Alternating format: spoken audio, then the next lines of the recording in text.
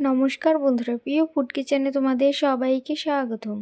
আজ আমি রান্না করব মটর ডাল দিয়ে কুমড়ো শাকের ঝোল। তাই কেটে নিয়েছি আলু আর কেটে নিয়েছি কুমড়ো শাক আর সেদ্ধ করে নিয়েছি মটর ডাল। এদিকে কড়াই বসিয়ে দিয়ে দিয়েছি জল, দিয়ে দিব পরিমাণ মতো নুন। এবারে দিয়ে দিব কেটে রাখা আলু আর কুমড়ো শাকগুলো।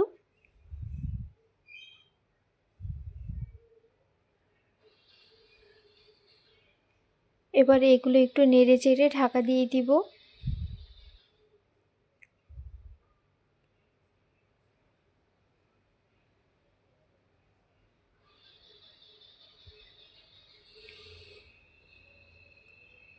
এবার কিছুক্ষণ পর ঢাকনা খুলে নেড়েচেড়ে দিয়ে দিব কাঁচা লঙ্কা। এগুলো আবার একটু ঢেকে দিব।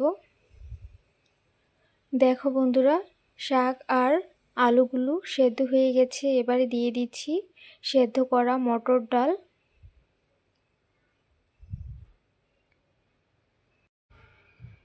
এবার ভালো করে মিশিয়ে নেব।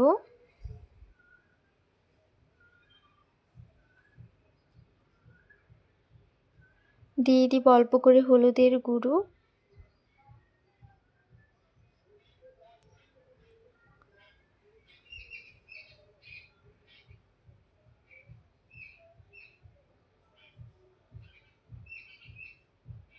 হয়ে গেছে, এবার নামিয়ে নেব। কড়াইটা ধুয়ে আবার বসিয়ে দিয়েছি। এবার দিয়ে দিব পরিমাণ মতো তেল। এখানে বেশি তেল লাগবে না, অল্প করে দিয়ে দিয়েছি। দিয়ে দিব শুকনো লঙ্কা আর দিয়ে দিব পাঁচফোড়ন। নিরামিষ করে রান্না করেছি তাই পাঁচফোড়ন দিয়ে দিলাম। আর তোমরা যদি নিরামিষ করে খেতে না চাও তাহলে এখানে রসুন ফোড়নও দিতে পারো, আবার পেঁয়াজও দিতে পারো। এবারে দিয়ে দিব সেদ্ধ করা শাকগুলো।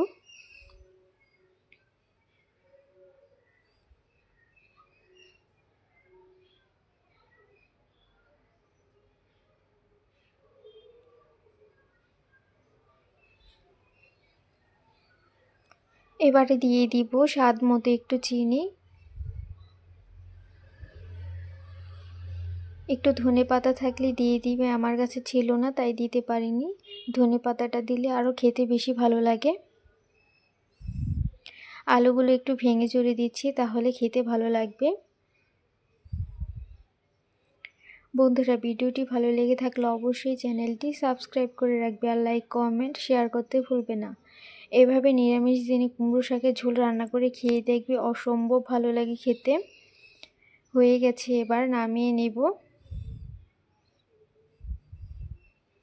এগুলো আমাদের বাড়িতেই হয়েছে, দেখো কত সুন্দর গলে গেছে আর খেতে তো দারুণ টেস্ট হয়।